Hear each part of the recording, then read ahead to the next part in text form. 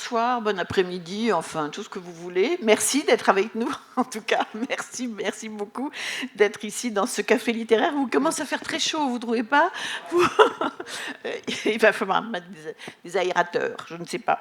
Alors avec nous sur le plateau cet après-midi, Florence Aubenas, qu'on ne présente plus, mais on va la présenter quand même. Et puis Jean-Michel Le Boulanger, alors vous le connaissez peut-être un petit peu moins, c'est le président d'Étonnants Voyageurs depuis maintenant, c'est la 3e année. 2 ans, tu vois, je ne m'en prends plus compte. 2 ans, mais tu n'as pas encore l'habitude de prendre le micro devant la bouche pour qu'on t'entende. Tu parles. C'est étonnant. Alors Jean-Michel, donc c'est en 2021 qu'il a été élu président du festival Étonnants Voyageurs, voilà, et il a accepté cette lourde charge de prendre la suite d'un monsieur qui s'appelle Michel Lebris, qu'il a bien connu, dont il parle d'ailleurs un petit peu dans son livre. Jean-Michel est fils de parents trégorois, il est maître de conférence, il a été maître de conférence de géographie à l'université de Bretagne Sud, à Lorient. Il a été fondateur du master métier du patrimoine, politique patrimoniale et développement culturel de cette université. Alors là, elle a lu la page Wikipédia. Pourquoi c'est pas vrai? C'est pas vrai? Mais je suis sûr que ce sont là tes sources. Non. Ah. Alors, d'autres sources ont copié sur Wikipédia. Parce que c'est pas bien, c'est pas bien. C'est très bien, mais quand ça commence par « né de parents trégorois », c'est ouais. une formule qui apparaît sur Wikipédia et qui me fait rire à chaque fois. Et donc, ouais, mais c'est mignon, je trouve. Mais c'est gentil. Pour quelqu'un qui est quand même très attaché à sa terre bretonne. Et puis c'est vrai. Mais en plus, t'es pas né dans le Trégor. Non. C'est ça le truc. C'est que t'es né pas du tout en Bretagne en plus, même si. Non. Bon, il peut y avoir une autre question. Bon, ça, c'est pas Wikipédia, hein, je te le dis tout de suite. Bon, tu as été responsable de la MJC de Douarnenez pendant des années. Tu as présidé la création du port-musée de Douarnenez. C'est quand même une belle époque, ça aussi, à sa fondation. Tu as été président des fêtes maritimes de Douarnenez de 2000 à 2010. C'est là que je l'ai connu. J'ai même eu j'ai même animé un bistrot. C'est votre histoire. Non, mais c'est si, parce que là, ici, c'est un café littéraire, c'est chic. On est très à cheval là-dessus. Bistrot littéraire. C'est le comptoir, là, même. C'était bien. Jean-Michel a écrit un livre qui s'intitule... oh là là, je suis perdue, là, ça y est. C'est parce que c'est mon président, je suis tout émue. La culture comme seconde peau, un article qui est paru au moment où tu quittais la scène politique régionale, parce qu'il faut quand même dire que tu as été vice-président à la région, chargé de la culture. Tu avais dit que tu ferais 2 mandats, pas plus. Tu avais envie de faire cette incursion, si j'ose dire, dans ce monde politique, mais toujours du côté du culturel. Et tu as tenu parole. C'est-à-dire qu'au bout de 2 mandats, tu as dit ciao, ciao. Oui, je considérais ça comme une expérience citoyenne, pas comme une profession. Je n'avais pas du tout envie de faire carrière, comme certains le disent. Donc c'est une expérience citoyenne. Et une expérience citoyenne, j'estime, moi, je ne porte pas de jugement sur les autres, mais que 10-11 ans, c'est une bonne expérience et que le temps est venu alors de transmettre à d'autres. Voilà, c'est tout. Alors tu écris, et tu as écrit plusieurs ouvrages. On va parler des derniers parus.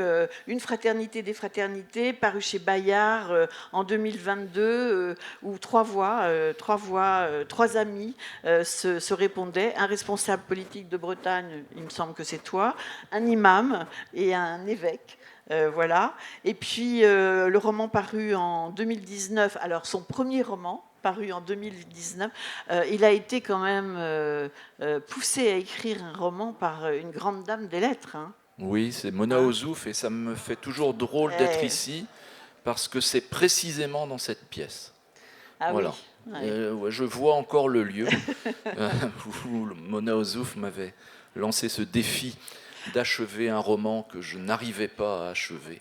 Alors, il Voilà. a écrit ce livre qui s'intitule Des printemps en Bretagne, quand même. Michel Lebris a écrit Un hiver, Un hiver en Bretagne. Mais Oui. rien à voir. Hein. C'était un récit C'est un de la part hasard. de Michel. Tu as aussi écrit quelque chose en 2017, un essai, un éloge de la culture en temps de crise. Qui t'a valu d'ailleurs de participer à pas mal de rencontres ici. Michel avait très envie que tu parles de ce livre. Puis ton actualité, eh bien, c'est Mon pays dans le ciel, paru aux éditions Guater, suivi de Stèle. On en dira un mot tout à l'heure. Mais je laisse travailler un peu Pascal, parce que Ah, oui. pas de raison, hein, Oui. il est payé pour ça aussi. Hein. Alors, né de parents... Ah non, c'est pas ça. En fait, je ne sais pas du tout. Je ne sais pas du tout pour Florence. Je sais que vous êtes journaliste, grand reporter, vous l'avez été pour Libération, pour le Nouvel Obs et aujourd'hui le Monde. Je sais que vous êtes la figure du journaliste, de la journaliste de terrain, que presque tout le monde connaît. Selon Wikipédia. Selon Wikipédia, et je pense aussi selon les personnes qui vous lisent. Évidemment, on se souvient très bien du fait que vous ayez été retenu en otage pendant presque 5 mois à Bagdad en 2005. Juste, à chaque fois que je vous vois, Florence, je pense à ce moment où votre ami journaliste, dont je vais oublier le nom maintenant, est venu sur ce plateau.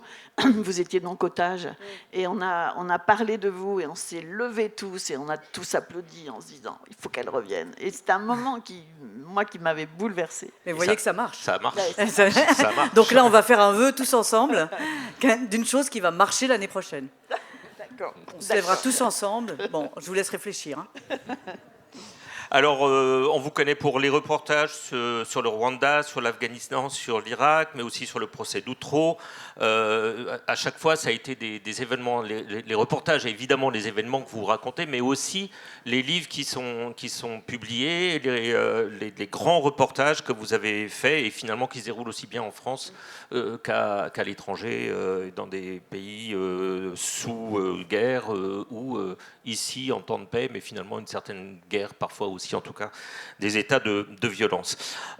Après, en France, qui était une fresque de portraits, il y a ce livre-ci, Ici et ailleurs, qui vient de sortir, donc 2023 aux éditions de l'Olivier, qui est votre éditeur depuis toujours, je crois. Ouais. Depuis toujours, il y a des fidélités ici. Hein. Et c'est ce livre-ci dont on va parler, on va faire peut-être des allers-retours. J'ai dit l'essentiel, puisqu'on va passer d'ici à l'ailleurs, de l'ailleurs à ici. Oui, justement, qu'est-ce que ça vous inspire à l'un et à l'autre, cette petite formule qu'on a mis en titre comme ça, pas d'ici sans ailleurs? Ben moi, je l'apprends, cette formule, parce que c'est l'histoire du bouquin là, que j'ai écrit. C'est un parcours de vie dans un territoire choisi. En l'occurrence, j'ai choisi de vivre en Bretagne et je n'ai pas suivi des opportunités qui pouvaient m'amener ailleurs. Donc c'est un choix territorial de vie. Mais ma Bretagne, elle est très profondément fidèle à ce que disait Louis Guillou, que l'on honore d'ailleurs dans ce festival lors d'autres tables rondes et d'un magnifique film. Louis Guillou, dans un petit texte qui s'appelle Ma Bretagne, dit ceci, c'est un échange entre deux personnes, et l'une dit à l'autre, tu es breton, ben oui, tu es breton comme nous tous, mais d'abord, et Louis Guillou dit, d'abord, tu es au monde. Et moi, je me sens vraiment de cet ici qui est riche de plein. D'ailleurs, comme la Bretagne est riche de plein de populations qui sont aussi venues. Je raconte dans ce livre des gens qui m'ont construit et qui étaient fils d'Italiens, qui pouvaient être fils de Portugais, etc., etc. Bref, je crois que tous les territoires, dans tous les lieux, toutes les pratiques de culture sont aussi tissés d'ailleurs. Donc la formule « pas d'ici sans ailleurs », moi, je la trouve plus que juste, quoi. Oui, c'est vrai. Alors moi, j'ai une mentalité d'envoyé spécial. Je veux dire ce qui est. Ah, oui. C'est alors ça commence mal. Alors je vais vous faire rire. Je suis d'ailleurs. Je m'explique. Mes parents On y vient. Mes parents, donc voilà, on y vient. On va prendre des notes pour mettre sur c'est vrai. Wikipédia après. On va envoyer ça à Wikipédia après. J'ai vécu 18 ans en Belgique. Je suis née en Belgique, en fait, de parents français, mais née en Belgique. J'ai passé 18 ans. Et quand je suis arrivée en France, j'avais cette impression d'être tout à fait française. Et la Belgique et la France ne sont pas si différentes. Ça n'est pas la même chose, mais ça n'est pas non plus d'un exotisme débordant d'un côté ou de l'autre. Mais il y avait un léger décalage. C'est un petit flou sur la photo.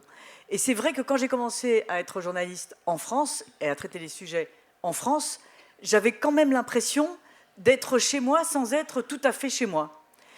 Et je dis ça en Bretagne, et j'imagine qu'il y a beaucoup de Bretons ici, parce que ça m'a toujours frappé. D'ailleurs, je voulais faire un livre là-dessus, sur les Bretons à Paris, parce qu'il y a cette... on est du même pays, on est d'accord, on n'est pas si loin, enfin, le bureau de poste est quasiment le même, mais il y a un léger flou sur la photo. Et c'est ce léger flou qui a un peu toujours guidé mes pas, à vrai dire. Donc c'est travailler en France, je me disais, ouais, je suis bien de là, mais pas tout à fait, toujours un peu envoyé spécial, même si c'était au coin de la rue. Et ensuite, donc j'ai commencé aux informations générales, grande catastrophe dans la famille, tu fais les chiens écrasés. Donc ça a été la consternation totale. Et à vrai dire, les choses ensuite se sont enchaînées étrangement pour un ailleurs, parce que je me souviens, on était en mai d'ailleurs, 94, et on est au Rwanda en tout cas, il y a le génocide qui s'y passe, et ça fait des années que les journalistes qui traitaient l'Afrique se succédaient au Rwanda, et ils étaient tous épuisés, ils avaient tous travaillé. Vous savez, il y a un rédacteur en chef hagard qui rentre dans la pièce, est-ce que quelqu'un veut partir au Rwanda ? Et là, il rencontre 12 cuirs chevelus, baissés sur un ordinateur, où ils ont urgemment quelque chose à faire. Et vous savez, tout à coup, vous ne savez pas pourquoi, il y a un bras qui se lève, et c'est le vôtre. Et vous dites, c'est sûr, là. J'ai rarement... Enfin, j'étais pas une grande voyageuse, hein, pour dire les choses. Et je me suis retrouvée au Rwanda vraiment par ces suites de circonstances. Et c'est vrai que depuis, cet ailleurs m'a toujours accompagnée, où que je sois, en fait. Mais cette sensation de flou que vous aviez en étant en France, vous l'avez toujours, malgré tout, les voyages, Toujours. Ah, toujours, c'est marrant. Et ça me plaît beaucoup, à la fois, d'être tout à fait là, et avec toujours, je vous dis, ce petit recul. Et c'est vrai que l'ailleurs, pour moi, et j'en terminerai avec ça, j'allais dire, c'est moins géographique que ce que chacun d'entre nous est en train de vivre, en fait. Donc, vous êtes là, et tout à coup, il y a une situation de grande violence, que ce soit la rue à côté, un pays lointain, etc. Et c'est, pour moi, davantage la différence de situation qui fait l'ailleurs. C'est-à-dire, c'est dans quoi on est pris. Et cette idée d'ailleurs, hein, et alors là, on ne va pas parler d'un tout petit décalage et de ce léger flou, on va parler de l'ailleurs, le grand ailleurs. Et je vais revenir au Rwanda. J'arrive, et donc, vous l'avez bien compris, je débarque du métro parisien. Donc, il y a une chose qui ne s'apprend pas dans les écoles de journalisme, c'est la guerre. Et donc, pour vous dire ça, j'arrive à la frontière entre Rwanda et Zaïre, à l'époque, République démocratique du Congo, et ça commence à tirer. J'étais par bonheur avec un photographe. Moi, je me dis, oh, ça commence à tirer, je ne vois pas très bien, j'ai monté sur une butte. Vous avez tous vu les films de guerre, en général, il faut se coucher par terre. Et ça ne m'était pas venu à l'esprit. Et donc, lui m'attrape par les pieds, me plaque par terre. Je proteste. Tu te rends compte comment tu me traites ? Bon, bref, ça s'appelle sauver la vie à quelqu'un. Et donc, il y a cette chose. Et là, c'est vraiment l'ailleurs. Et ce n'est pas parce que c'est le Rwanda, c'est parce que c'est la guerre, c'est parce que c'est un génocide, c'est parce que c'est cette situation. Et ce que j'ai appris de cet ailleurs, parce que c'est là où c'est riche et intéressant, c'est-à-dire on peut difficilement s'inviter ailleurs sans donner un peu de soi, en fait. C'est-à-dire, vous ne pouvez pas comme ça débarquer dans un pays qui vient de subir un génocide. Là, à l'époque où j'y étais, les Tutsis, donc ceux qui étaient victimes du génocide, beaucoup d'entre eux s'étaient réfugiés depuis des années au pays frontalier et rentraient armes à la main pour venger leur famille qui était en train d'être massacrée. Et donc les Hutus qui les massacraient s'enfuyaient. Et donc il y avait une exode de millions de personnes qui marchent sur les routes. Vous imaginez cette scène ? Et donc les gens sont poussés comme ça hors du pays. et les Tutsis entrent en armes. Et il y a cette foule de coupables, de génocidaires, qui devient à son tour victime et qui sont sur les routes et qui marchent, et des villes entières se vident. C'est-à-dire une ville entière. Aujourd'hui, toute cette salle, quel que soit votre niveau social, qui que vous soyez, médecin, peu importe, professeur, le maire, le cantonnier, tout le monde prend son sac et marche. Et marche parce qu'il n'y a pas d'essence, parce que la voiture s'arrête au bout d'un moment. Et donc, quand j'arrive, il y a cette foule qui est en train de marcher et qui arrive vers nous. Et elle marche sur les collines du Rwanda, qui ont cette particularité qui est d'être une terre rouge. Et donc il y a cette poussière rouge il marche depuis des jours et des jours, qui recouvre tout le monde. Et donc il y a une foule, on dirait que la montagne bouge. Il y a cette foule rouge comme ça qui avance vers nous. Et là, ailleurs, vous arrivez, vous, face à cette foule, en voiture, ils sont tous à pied, avec, comme ici, votre petite bouteille d'eau à côté de vous. Et eux n'ont pas bu, pas mangé depuis des jours. Et vous devez sortir avec votre carnet de notes et vous dites quelle question je vais demander. Ça va? Pas trop fatigué? Donc c'est atroce. Et donc il y a ce sentiment vraiment d'ailleurs, qu'est-ce qu'ils sont en train de vivre, qu'est-ce que je peux même demander, et surtout le fait de dire ils vont prendre la voiture, la retourner en disant écoutez, c'est trop. Et donc j'arrive, je fais cette interview, et à un moment pire que celui de l'arrivée, le moment du départ. C'est-à-dire vous allez remonter dans la voiture avec votre bouteille d'eau, au revoir tout le monde, on vous laisse, et eux sont toujours à pied, et toujours en train de mourir, et des gens sont là sur le côté en train de dire non mais moi, laissez-moi là parce que je ne vais plus pouvoir marcher. Donc certains ont marché depuis 1 semaine, 2 semaines, etc., sans rien bien sûr, sans vivre, sans autre eau que celle qu'on trouve dans la mare. Et donc, il y a ce moment terrible. Et donc, je remonte dans la voiture. Et c'est à peu près le 2e jour de mon reportage hors de Paris. Et là, je me dis, qu'est-ce que je fais? Et une femme qui est là me tend son bébé en disant, moi, c'est fini. Je vais mourir ici. Je n'arriverai pas au bout du chemin. Sauvez au moins mon enfant. Et là, vous vous dites, qu'est-ce que je fais? Qu'est-ce que je fais? Est-ce que je le prends? Moi, je suis journaliste, je ne suis pas humanitaire, je ne suis pas... Et donc, je lui dis, écoutez, je vais le prendre, mais je vais le laisser à l'église Untel, qui est à la frontière, et vous le retrouverez là. Et évidemment, au moment où vous attrapez cet enfant, des milliers de bras se tendent avec des milliers d'enfants dedans, disant, et le mien, et le mien. Et là, vous vous dites, là pour moi, quand on parle d'ailleurs, c'est ça que ça m'évoque. C'est-à-dire c'est des situations qu'on n'imagine pas. C'est-à-dire vous dites qu'est-ce que je peux faire, comment faire. Donc là je vous dis, j'ai pris tous les enfants que j'ai pu faire rentrer dans cette voiture et que j'ai déposés effectivement dans cette église. Et ça a été pour moi, et ça reste pour moi, un moment très difficile de ma carrière. C'est-à-dire, est-ce que j'ai bien fait? Est-ce que j'aurais dû... Qu'est-ce que j'aurais pu faire? Est-ce que j'aurais dû ne pas les prendre? Écoutez, je suis journaliste, moi je peux pas vous aider. Qu'est-ce qu'on fait quand on est vraiment ailleurs? Quand on est vraiment... Et c'est ailleurs d'une situation tellement différente, tellement déséquilibrée. Et pour moi, c'est vraiment... Quand on parle d'ailleurs, c'est ça que ça évoque. Pas facile de revenir à ici, après ça. Non, pas facile de revenir à ici. Et je ne sais pas quoi dire après une telle expérience, à vrai dire. Il y a quand même il y a un questionnement là aussi. Être breton, la belle affaire. J'ai tenté de creuser encore une réflexion sur ce sujet si complexe et si labile et si mouvant. Qui connaît vraiment la Bretagne, entre guillemets? Comment globaliser l'intimité présumée des Bretons et de leurs sentiments profonds? Se sentir breton ici ou ailleurs. Il peut y avoir 1000 façons de se sentir breton. Oui, bien sûr.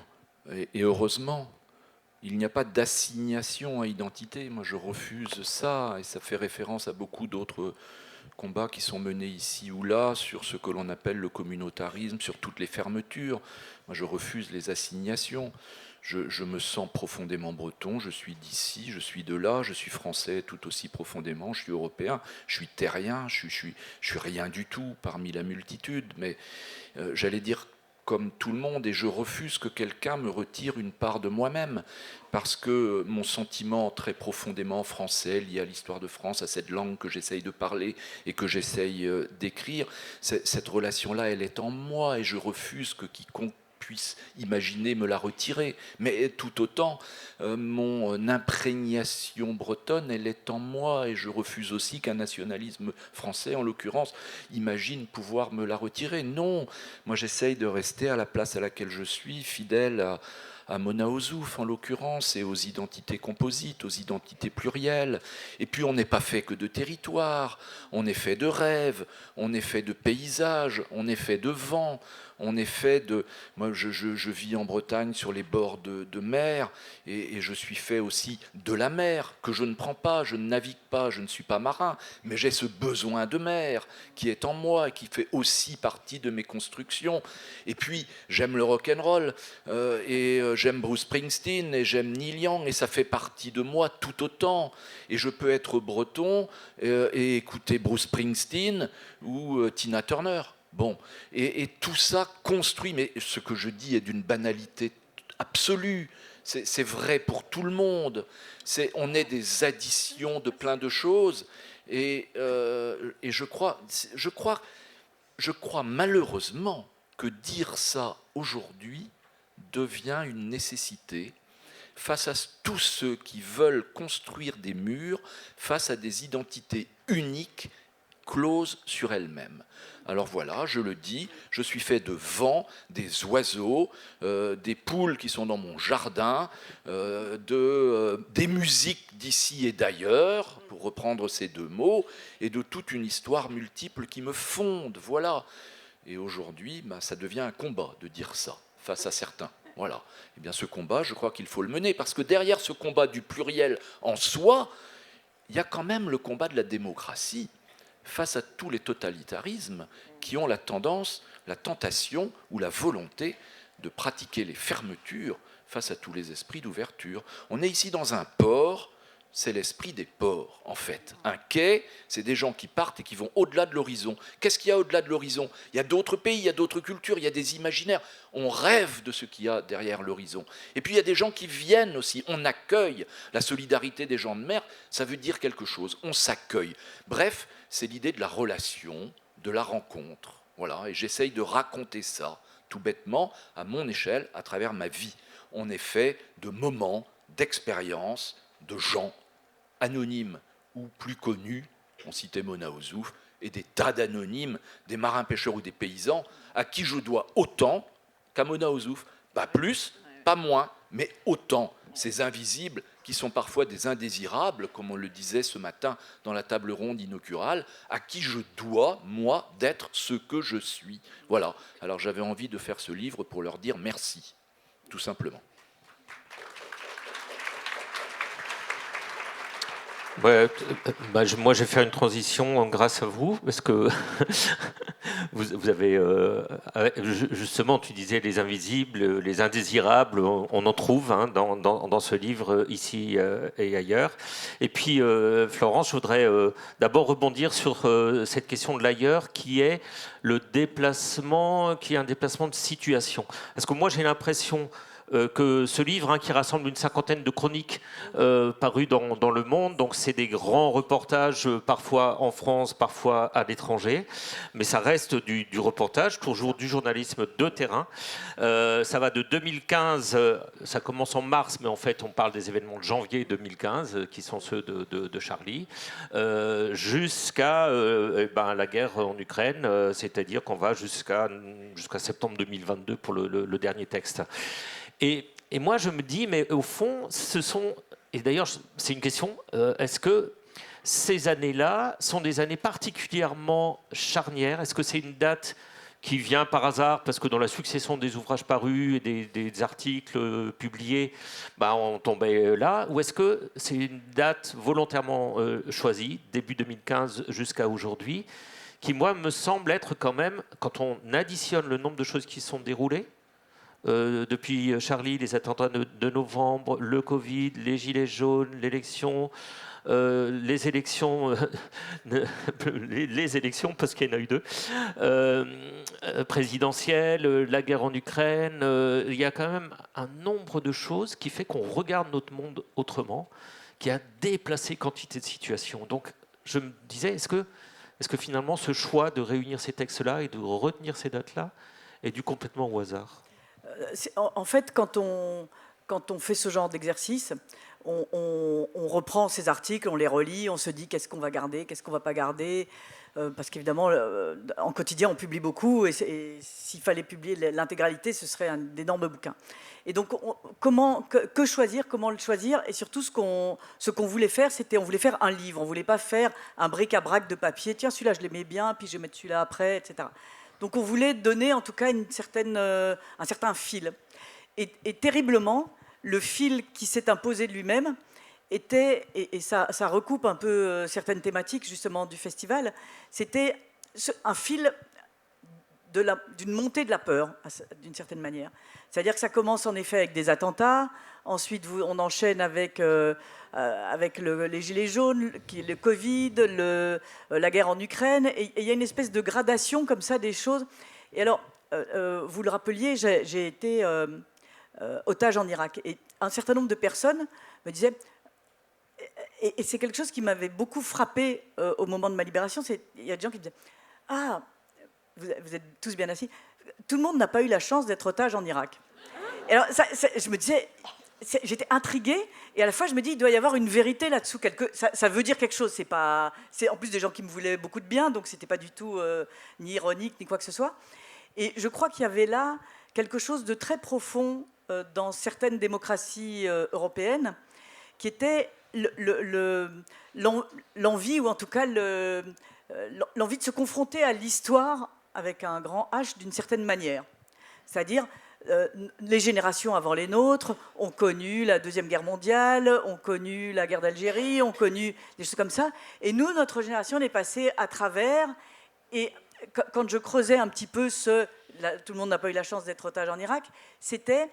je disais, mais pourquoi tu dis ça? Et c'était, comme ça, tu sais ce que tu fais dans telle circonstance. Vous savez, il y a cette espèce de questionnement qu'ont souvent les Français, qui est de dire...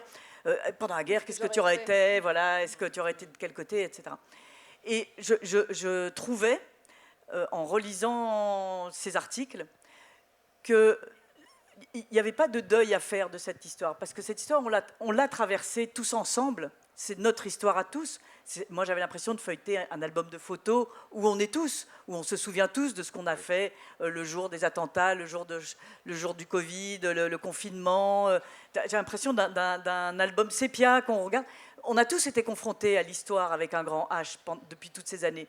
Et ça continue. Et c'est ça qu'on a voulu rendre comme fil du livre. C'est-à-dire que, pour moi, il y a un retour de l'histoire. Alors l'Ukraine, c'est particulièrement impressionnant en ce sens, parce que quand vous êtes là-bas, tout à coup, les mots ont un écho qu'on n'imaginait pas. Quand vous entendez dire « je fais de la résistance, machin a été collabo, un enfant est déporté, etc. » Vous marchez dans les tranchées avec de la boue jusqu'aux genoux, vous dites de quel horrible manuel d'histoire je suis en train de sortir, là.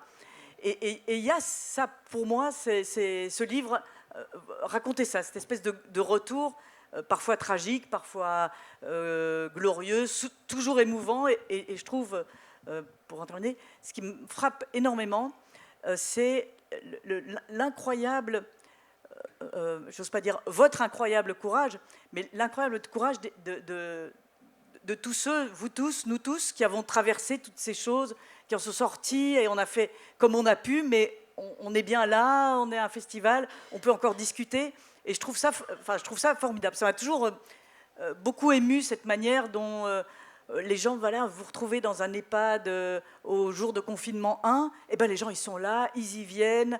On ne savait pas à l'époque si on allait mourir, mais on est là quand même. Et je trouve ça, je sais pas, j'étais fière de nous, vous, voilà, pour le dire comme ça.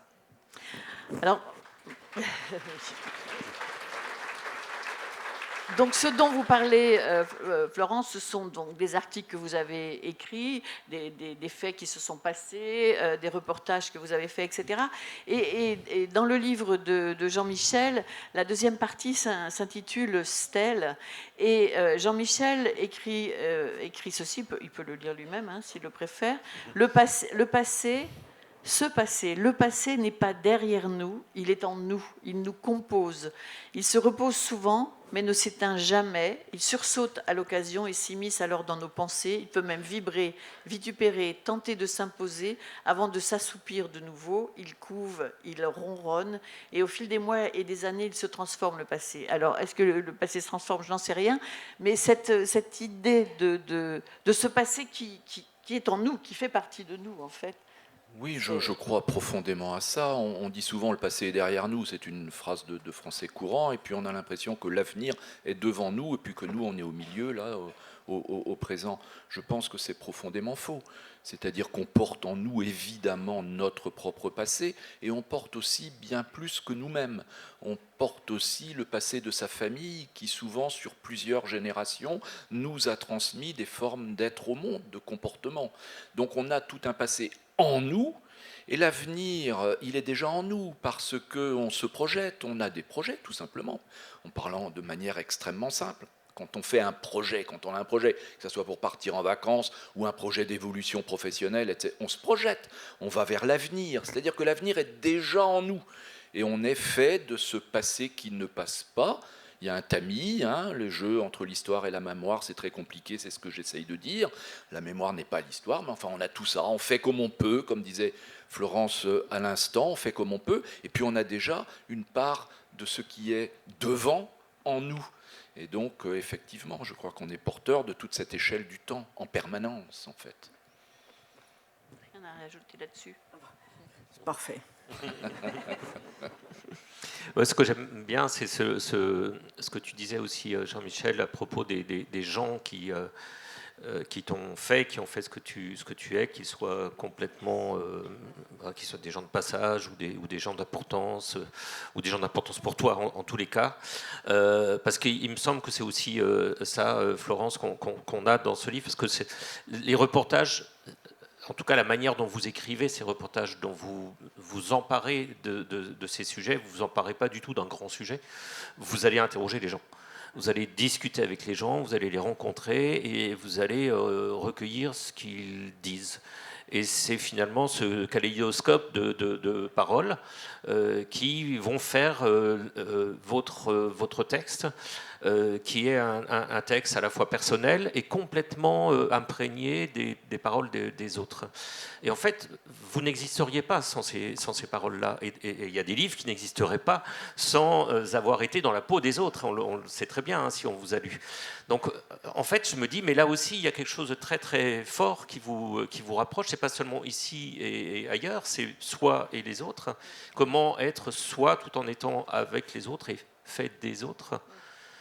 Oui, et ce qui est vrai, c'est que, pour prendre l'exemple de la guerre en Ukraine, bon, c'est vrai que la guerre débute et vous vous souvenez, le ciel se ferme, donc plus moyen de prendre un avion, très difficile de rejoindre en train, tout est fermé.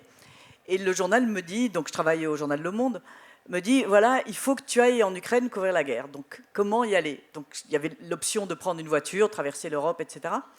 Et j'apprends qu'à Paris, il y a depuis des années un bus, vous savez, genre Flixbus, ces bus pas chers qui traversent l'Europe, un bus qui rejoint Paris à Kiev. Et donc je me renseigne, j'appelle et je dis, est-ce que ce bus fonctionne toujours? Le type me dit, bien sûr, très, très choqué, bien sûr. Et donc je dis, bon, bah, écoutez, je vais le prendre, la guerre a commencé. Hein. Et donc je monte dans ce bus en me demandant qui va en Ukraine aujourd'hui. J'étais persuadée qu'on allait être 100% de journalistes, pas un seul journaliste, sauf moi. Et en fait, et c'est ça qui était incroyable, c'était des hommes et des femmes, travailleurs migrants en France, enfin en tout cas les femmes principalement nounous, et nounous de femmes russes, de familles russes, donc habitant dans la famille à temps plein, et les hommes travaillant dans le BTP. Tous, c'était dans le BTP. Et je leur dis, mais pourquoi vous rentrez? C'est la guerre, pourquoi vous rentrez? Regardez dans l'autre sens, il y a des millions de personnes. Et là, on est dans un bus, un pauvre bus, vous savez, vous avez l'impression d'être dans ces pauvres barcasses comme ça qui flottent. Et donc j'ai dit, pourquoi vous rentrez? Et en fait, c'était extrêmement fort parce que, sitôt la guerre déclarée, les hommes de 18 à 60 ans n'avaient plus le droit de ressortir du pays. C'était l'état d'urgence, donc ils pouvaient être mobilisés, donc impossible pour les hommes de quitter le pays. Donc ceux qui montaient dans ce bus, c'est-à-dire la moitié étant des hommes, c'était un voyage sans retour. Ils rentraient et ne ressortiraient plus et seraient sans doute mobilisés, envoyés au front quelque part. Et donc je leur demandais, mais pourquoi vous partez? Et ils disaient, si c'est pas moi, qui ira? Et il y avait cette espèce d'élan comme ça. Et alors donc on commence à traverser l'Europe, c'est un voyage qui dure 2 jours en bus. Et c'était incroyable parce que vous savez, l'Europe maintenant, on est ces pays sans frontières et je m'en félicite. Et donc on voyait les frontières qui défilaient sur les téléphones portables, le réseau belge, allemand, etc., etc. Et donc petit à petit, on voyait qu'on traversait l'Europe. Et on arrive en Ukraine, il neige. Et là, c'était incroyable parce que les gens commençaient à regarder sur leur portable ce que devenait leur famille. Où est-ce qu'ils sont? Est-ce qu'ils sont bombardés? Est-ce qu'ils sont encore là? Est-ce qu'ils sont vraiment... Et tout le monde s'écrase le nez contre la vitre à partir du moment où on passe la frontière. On voit les premiers checkpoints, donc postes de contrôle armés, voilà, parce que c'est la guerre. Et la première chose qu'ont dit les gens, c'était « alors c'était vrai, c'est vraiment la guerre ». Et il y avait cette espèce, vous savez, cette guerre qui est bien là, c'était ce réel terrible de gens qui meurent, et à la fois c'est virtuel, vous avez vu que sur votre téléphone, et vous avez un espèce de moment où il faut s'accoutumer, alors c'était donc vrai. Et c'était incroyable. Et donc c'est vrai que moi ça m'intéressait de faire aussi ce voyage qui pour moi était en soi un sujet, c'est-à-dire qui vient, qui rentre, quels sont ces hommes qui y vont et qui abandonnent tout, un appartement à Paris, les enfants à l'école, etc., pour aller s'enrôler dans leur pays. Alors moi je me demande quand même, Florence, qu'est-ce que l'on ressent quand on vit des choses aussi fortes ailleurs et que l'on revient ici? Et qu'il y a ce moment où voilà, il faut reprendre une vie classique, quotidienne, habituelle. Moi, je suis un mauvais sujet pour ça. Ah oui. Parce que je fais peu de différence. Et c'est vrai que les gens que je vois, les gens que je rencontre, sont des gens sans service de communication, qui ne sont pas habitués à voir des journalistes. En général, c'est la première, voire la dernière fois, je leur souhaite d'être interviewés. Et donc, que ce soit en France ou que ce soit ailleurs, ou en Ukraine, ou peu importe,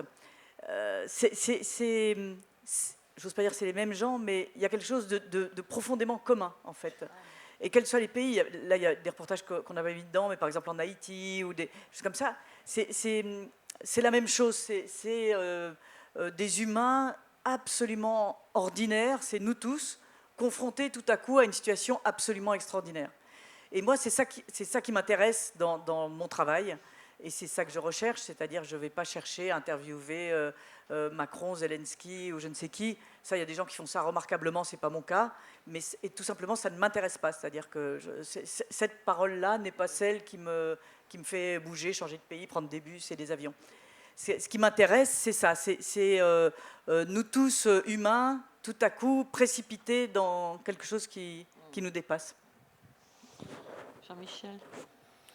Oui, évidemment, si Florence est une envoyée spéciale, je suis définitivement un localier et définitivement lié à un territoire donné, donc les vies sont totalement différentes. Et pourtant, en vous entendant, Florence, vous me faisiez penser, quand vous parliez de ces destins-là, vous me faisiez penser à mon copain d'enfance dont je parle là. Je le cite, il se prénomme Rémi. Et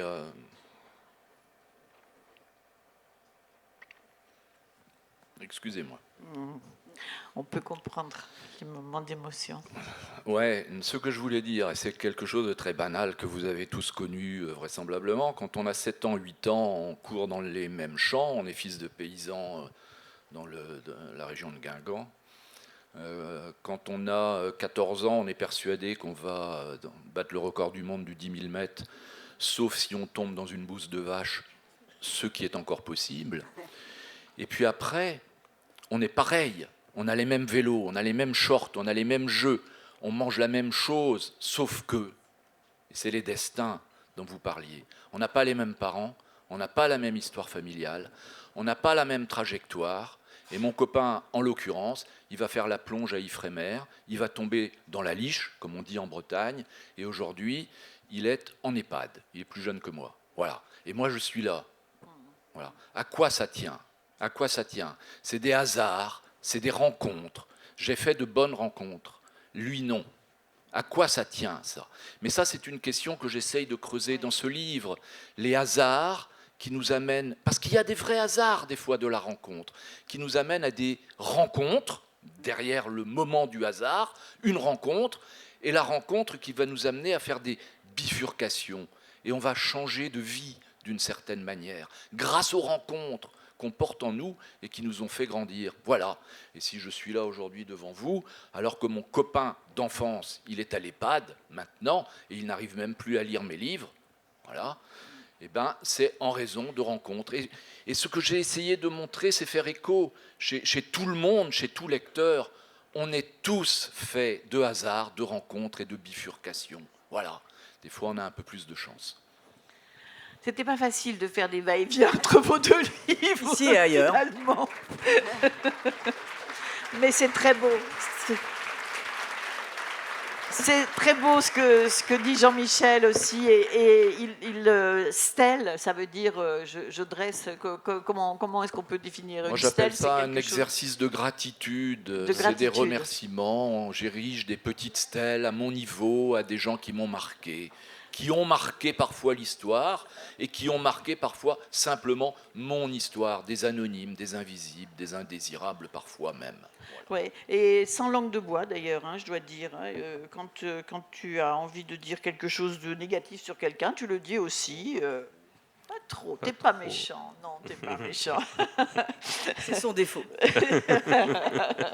Non, c'est un livre très, très émouvant et puis qui, pour des personnes de mon âge, font revivre des choses assez émouvantes. Cette Bretagne ancienne que l'on a pu connaître, cette Bretagne rurale, etc. Et c'est un très beau livre. Il a beaucoup de talent, notre président. Il écrit très, très bien. Il a un très beau style. Voilà. Tu n'avais pas un autre livre de Jean-Michel à présenter, mais tu ne l'as pas avec toi. Je dois dire, je vais lancer quelqu'un est venu me piquer ce livre parce qu'il était dans le backstage. C'est un livre qui s'intitulera De Saint, qui est un très beau livre. On va en dire un extrait. Les textes sont écrits par Jean-Michel. Le livre a disparu. Apparemment, on ne le trouve plus. Je l'ai apporté ce matin. Il était là. Et ce livre, alors on peut dire... Il y a une fouille à la sortie. La personne peut encore se dénoncer. Ouvrez vos non, sacs à main. elle ne se dénonce pas, mais discrètement, elle leur apporte plus comme ça. Voilà. Il va dire, oh, il était là. Dans le temps, je me souviens de libraires qui étaient contents qu'on leur vole certains livres. Je ne sais pas si c'est encore le cas.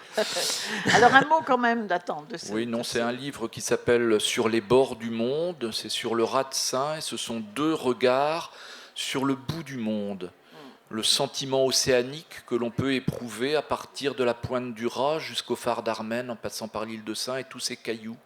La mer est belle, c'est le plus grand cimetière de l'humanité, soit dit en passant, mais sauf que sur la mer, contrairement à la terre, on ne voit pas les traces de l'histoire.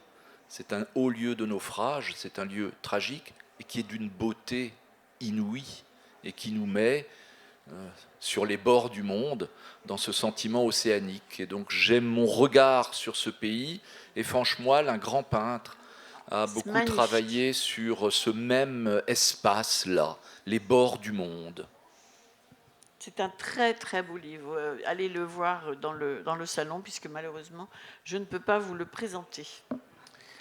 Et puis, on a parlé avec Florence Aubenas de ce dernier livre, Ici et ailleurs. C'est peut-être Ici est ailleurs. Finalement, je me dis, ça pourrait être les deux. Aux éditions de l'Olivier. Merci beaucoup, Florence. Merci à tous les deux. Merci beaucoup.